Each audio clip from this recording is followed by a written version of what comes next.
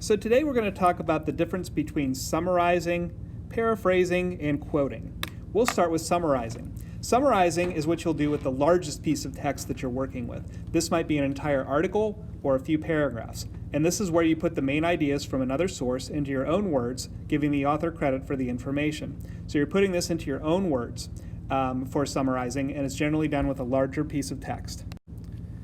The next thing we'll look at is paraphrasing. Paraphrasing is when you rephrase a more specific passage from the text, such as like a sentence or two, mostly in your own language, and give the author credit for the specific idea.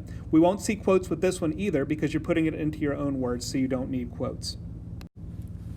Quoting is when you use the exact words from the text. We say quoting because you're quoting someone else's exact words even if they are written. And you'll notice in the example that they have taken that directly from an article, so they have used quotes around what they said. This is mostly what we see from people. You guys do a pretty good job with quoting, but there's some other things that we need to work on, so we're going to look at some sentence stems. Now we're going to look at some sentence starters that you can use for quoting, paraphrasing, and summarizing. The first one we'll look at is according to.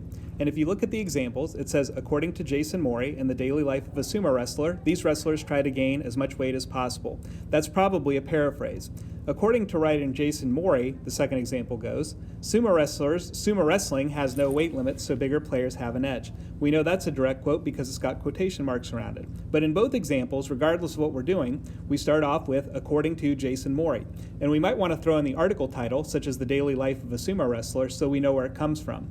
So the next example is blank, writes, points out, explains. Very similar to according to. Look at the examples.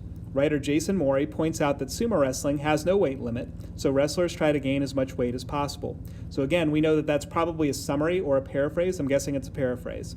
And then we have a direct quote. Samantha Bug Lover explains, quote, once the insect lands inside, it brushes up against one of the hairs that pokes out of that red interior, end quote.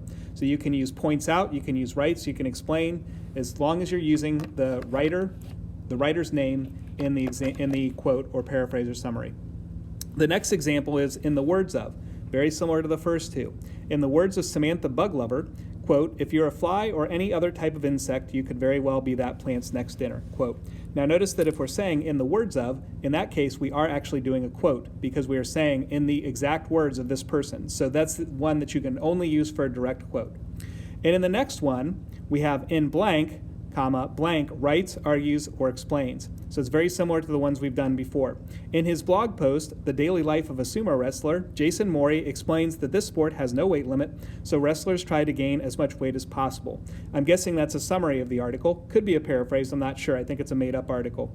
Notice that we have mentioned the title of where the blog post. We've also mentioned the author, and it's important sometimes to mention the source along with the author so that we know where it came from. We might want to point out that it is actually from a reputable news source, or we might want to actually go back and look at it and see where it is.